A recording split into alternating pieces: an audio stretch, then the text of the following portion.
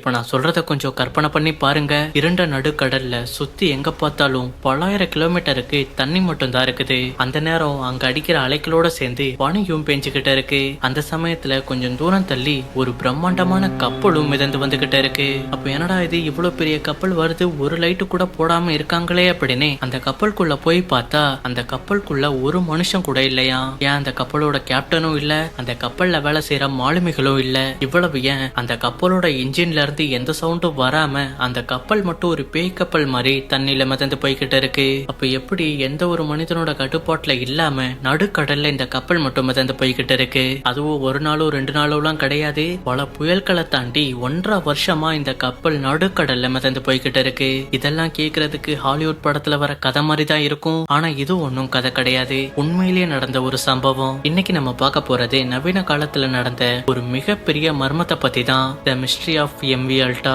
இதுக்கு இன்னொரு பேரும் இருக்குது, எ மாடர்ன் டே கோஸ்ட் ஷிப். 2018ல நடுக்கடல்ல கைவிடப்பட்ட இந்த கப்பல் எப்படி யாருமே இல்லாம 16 மாசமா அட்லாண்டிக் பெருங்கடலை தாண்டி போச்சு. இந்த கப்பல்ல இருந்த மாலுமிகளுக்கு என்னாச்சு, கடைசியா இந்த கப்பல் எங்க போய் நினைச்சு, இது எல்லா மர்மங்களுக்கும் பின்னாடி இருக்கிற உண்மைகளை தான் இன்னைக்கு நம்ம டீடைலா பார்க்க போறோம். சோ யாரும் இந்த வீடியோவை ஸ்கிப் பண்ணிடாதீங்க. இந்த வீடியோவை ஆரம்பிக்கிறதுக்கு முன்னாடி நீங்க பண்ண வேண்டியது இந்த வீடியோக்கு லைக் ஷேர் பண்ணிக்கிட்டு நம்ம சேனலுக்கு சப்ஸ்கிரைப் பண்ணலனா கண்டிப்பா ஒரு சப்ஸ்கிரைபுமே பண்ணி வச்சுக்கோங்க. And welcome to secret shadow world.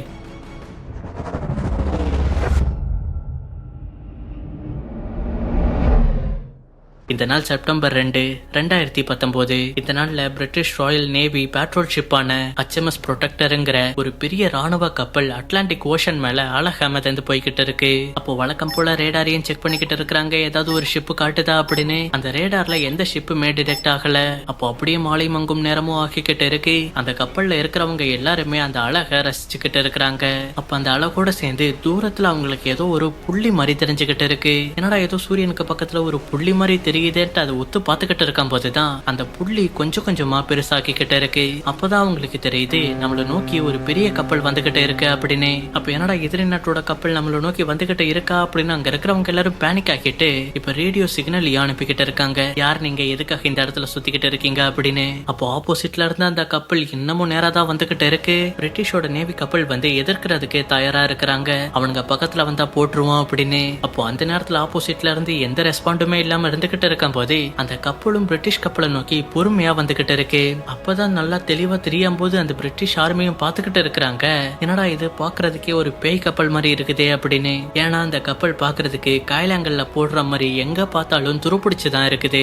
அப்ப ரேடியோலையும் கான்டாக்ட் பண்ண பாக்குறாங்க, எந்த ரெஸ்பாண்டும் இல்லாம இருந்துகிட்டு இருக்கும் போது சரி ஓகே நம்மளே போய் பாத்துருவோம் அப்படின்னு பிரிட்டிஷோட நேவி படையும் அந்த கப்பலுக்குள்ள போய் பாக்குறாங்க. போனவங்களுக்கு அங்க பயங்கர அதிர்ச்சியை காத்துக்கிட்டு இருந்துச்சு, ஏன்னா அந்த கப்பலுக்குள்ள ஒரு ஆள் கூட இல்ல. அப்ப என்னடா இந்த கப்பலுக்குள்ள ஒரு பய கூட இல்ல, மூழ்கிட போகுதுரா அப்படின்னு அந்த வந்த நேவி ஆபீசரும் மறுபடியும் அவங்களோட ஷிப்புக்கு ரிட்டர்ன் ஆகிட்டாங்க. அப்போ அவங்களோட கப்பலுக்கே ரீச் ஆகிட்டு அவங்களோட மொபைல்ல போட்டோ எடுத்து அதை சோசியல் மீடியாலயும் அப்லோட் பண்ணாங்க. இந்த மாதிரி ஆளே இல்லாம நடுக்கடல்ல ஒரு ஷிப் எங்களை நோக்கி வந்துகிட்டே இருந்துச்சு அப்படின்னு. அப்போ அது அந்த நேரத்துல பயங்கர வைரலாகவும் மாறுது, எது நேவியா அப்லோட் பண்ணிருக்காங்களா ஆள் இல்லாத ஒரு ஷிப்பை கண்டுபிடிச்சிட்டோம் அப்படின்னு. அப்போ கண்டிப்பா அந்த கப்பலுக்குள்ள ஏதோ ஒரு மர்மம் இருக்கும், அதுக்குள்ள இருக்கிற மனுஷங்கள்லாம் ஏலியன் தூக்கிட்டு போயிருச்சு, இல்ல அந்த கப்பலை ஓட்டிட்டு வந்தது ஒருவேளை பேயா கூட இருக்கலாம் அப்படின்னு அந்த போஸ்டுக்கு கீழே அவங்களோட கற்பனை கதைகள் எல்லாம் தூவிக்கிட்டு இருந்தாங்க. அப்ப இது நடந்த அப்படியே 5 மாசம் கழிச்சு பிப்ரவரி 14, 2020 அயர்லாந்துல இருக்கிற கவுண்டிகாக்குன்ற இடத்துல பாலிகாட்டன் அப்படிங்கிற ஒரு சின்ன கிராமமும் இருக்குது. அந்த கிராமத்துல ஒரு பயங்கரமான புயலோ அடிக்குது. அந்த புயலோட பேரு டென்னிஸ் அப்படின்னு சொல்றாங்க. அப்ப அந்த புயலோ அன்னைக்கு நைட் அந்த கிராமத்தையே சூறையாடுது. அது முடிஞ்ச அடுத்த நாள் காலையில அந்த உள்ளூர் மக்கள் எல்லாருமே அங்க இருக்கிற கடற்கரையை நோக்கி போய்கிட்டு இருந்தாங்களாம். அப்போ கடலோரமா இருந்த பெரிய பாறைகளுக்கு மேல ஒரு பிரம்மாண்டமான சரக்கு கப்பல் தரை தட்டி நிக்கிறத பார்த்து அந்த கிராமத்து மக்கள் எல்லாருமே ஷாக் ஆகி போனாங்களாம். என்னடா இது, நேத்து வரை இந்த இடத்துல ஒண்ணுமே இல்ல, இப்ப என்னடா இவ்வளவு பெரிய கப்பல் நின்னுகிட்டு இருக்கு அப்படின்னு. அப்ப அதை பாக்குறதுக்கும் ஒரு துருபிடிச்ச காயலாங்கல்ல போடுற கப்பல் மாதிரி தான் இருந்துகிட்டு இருக்கு. அந்த கப்பல் தான் எம்வி ஆல்டா. அந்த ஊர் மக்களுக்கு இந்த கப்பல் எங்க இருந்து வந்துச்சு, எப்படி வந்துச்சுன்னு ஒன்னும் தெரியாம தான் இருந்துகிட்டு இருந்தாங்க. சரி உள்ள போய் பார்க்கலான்னு பார்த்தா அந்த கப்பலுக்குள்ள ஒரு ஆள் கூட இல்ல அப்படின்னு அவங்க தெரிஞ்சுக்கிட்டாங்க. அப்ப எப்படிப்பா எந்த ஒரு வழிகாட்டலும் இல்லாம கரெக்டா பாறைகளுக்கு நடுவுல இந்த கப்பல் வந்து சிக்கிச்சு அப்படின்னு அந்த ஊர் மக்களுக்கு ஒரு பெரிய ஆச்சரியமா ஒரு கேள்வியை எழுப்புச்சு. அப்போ அந்த ஆச்சரியத்தோட சில நாட்களும் போய்கிட்டு இருக்குது. கொஞ்ச நாள்லயே அந்த கப்பலை பத்தி நிறைய பேர் தெரிஞ்சுக்கிட்டு அந்த கப்பலை சுத்தி பாக்குறதுக்காகவே அந்த ஊர் முழுக்க மக்கள் கூடுனாங்களாம். அப்ப என்னதான் வெளியூர்ல இருந்த மக்கள் வந்து அந்த கப்பலை ஆச்சரியமா பார்த்தாலும் அயர்லாந்தோட அரசாங்கத்துக்கும் கார்ட் கவுண்டியோட அதிகாரிகளுக்கும் இது பெரிய தலைவலியாகவே மாறிச்சு. என்னன்னா இந்த கப்பல்ல இருந்த பலாயிரக்கணக்கான ஆயில்கள்லாம் கடல்ல கலந்து மிகப்பெரிய சுற்றுச்சூழல் பாதிப்பை ஏற்படுத்திக்கிட்டு இருந்துச்சு. இந்த கப்பலோட ஓனரை பத்தியும் அப்ப யாருக்கும் தெரியல. சரி ஓகே, இதை நம்மளே சரி பண்ணிடுவோம் அப்படின்னு அயர்லாந்தோட அரசாங்கமே களத்துக்குள்ள இறங்கி ஹெலிகாப்டர் மூலமா ஆட்களை வச்சு அந்த கப்பல்ல இருக்கிற ஆயில்களை சரிப்படுத்திக்கிட்டு இருந்தாங்களாம். அந்த சமயத்துல இந்த நியூஸ் இந்த மாதிரி ஒரு கப்பல் கரை ஒதுங்கி இருக்கு அப்படின்னு நேவிக்கும் தெரிய வந்திருக்கு. சரி அப்படி என்ன கப்பல் வந்திருக்கு அப்படின்னு அவங்களும் போய் பார்த்தா அப்பதான் டே இது நம்ம 5 மாசத்துக்கு முன்னாடி பார்த்தா அந்த கப்பல் தாண்டா இங்க இருக்க அப்படின்னு வந்தவங்களுக்கே பயங்கர ஷாக்கா இருந்துகிட்டு இருந்துச்சு. அப்ப எவன்டா இந்த கப்பலோட ஓனரே, இந்த கப்பல் எங்கடா ஆர்ஜினாச்சு அப்படின்னு அது ஜல்லடா போட்டு தேடிக்கிட்டு இருந்தாங்களாம். அப்படி நல்லா அந்த கப்பலை பத்தி அலச ஆராயும் போதுதான் இந்த கப்பல் வந்து 1976ல மேனுபேக்சர் பண்ணது அப்படின்னு கண்டுபிடிச்சிருக்காங்க. அப்போ கார்கோ ஷிப்பா தான் இந்த கப்பலை உருவாக்கிருக்காங்க அப்படின்னு இதோட ஓனர் யாரு அப்படின்னு கண்டுபிடிக்க முயற்சி பண்ணிக்கிட்டு இருந்தாங்க.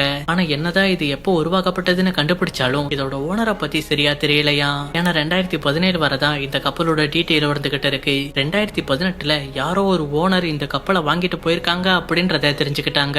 அப்போ இந்த கப்பலை வேற ஒருத்தர் வாங்கியிருக்காங்கன்னு தெரிஞ்சுக்கிட்ட நேவிக்கு யாரு வாங்கினாங்கன்றதே தெரியல. அப்ப இந்த கப்பலுக்குள்ள வேற ஏதாவது எவிடன்ஸ் மாட்டுதா அப்படின்னு சர்ச் பண்ணிக்கிட்டு இருக்கும் போதுதான் AIS அப்படிங்கிற சிப்புமே மாட்டுது. இது என்னதுன்னா நம்ம பைக் காருக்குலாம் மட்டும் இல்ல, GPS மாதிரி கப்பலுக்கு AIS அப்படின்னு சொல்லுவாங்க.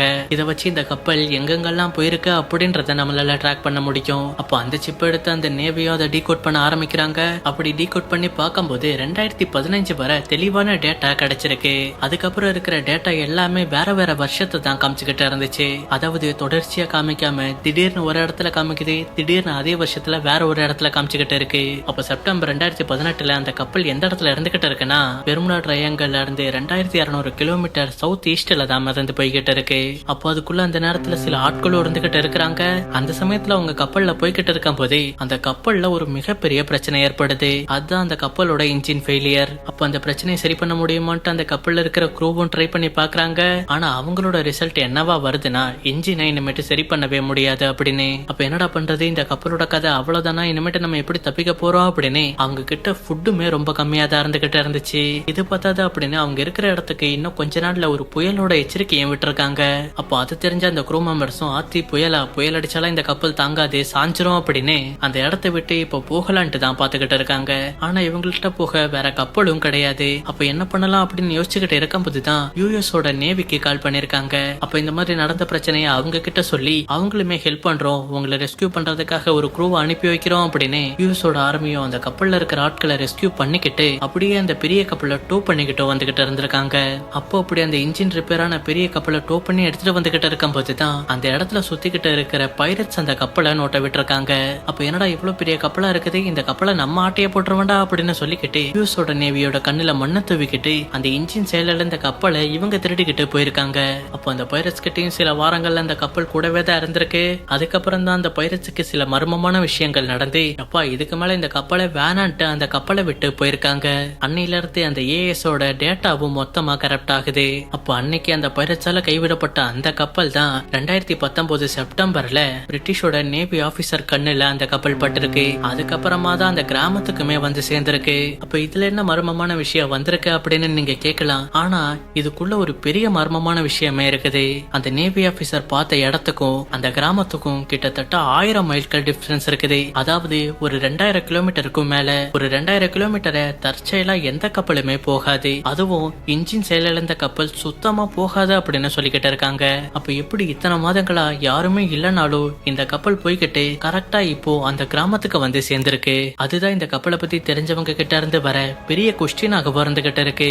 அப்ப இன்னைக்கு அந்த கப்பலோட நிலைமை என்னன்ட்டு உங்களுக்கு தெரியுமா? 2022ல வந்த ஒரு பெரிய புயல்னால அந்த கப்பல் 2 துண்டா உடைஞ்சு இன்னைக்கு அந்த கப்பலோட உடைஞ்ச பாகங்கள் தான் அந்த அயர்லாந்து கடற்கரையோட ஓரமா ஒரு பேய் கப்பலோட எச்சமா பல மர்மங்களை தனக்குள்ள வச்சுக்கிட்டு அப்படியே ஒரு துருப்பிடிச்ச பேய் கப்பலாகவே இருந்துகிட்டு இருக்கு. சோ அவ்வளவுதான் இன்னைக்கான வீடியோ. இந்த வீடியோ எப்படி இருந்துச்சு, உங்களுக்கு பிடிச்சிருந்துச்சா? பிடிச்சிருந்தா கண்டிப்பா லைக் பண்ணிக்கோங்க. இந்த மாதிரி மிஸ்ட்ரி ஸ்டோரி எல்லாம் கேட்கிற உங்க ஃப்ரெண்ட்ஸுக்கு இதை ஷேர் பண்ணி விட்டுக்கிட்டு இந்த வீடியோ எப்படி இருந்துச்சுன்னு உங்களோட தாட்ஸையும் அந்த கப்பல் எப்படி இவ்வளவு தூரம் தனியா பயணம் பண்ணி வந்திருக்கலாம் அப்படின்றதையுமே கமெண்ட்ல சொல்லிடுங்க.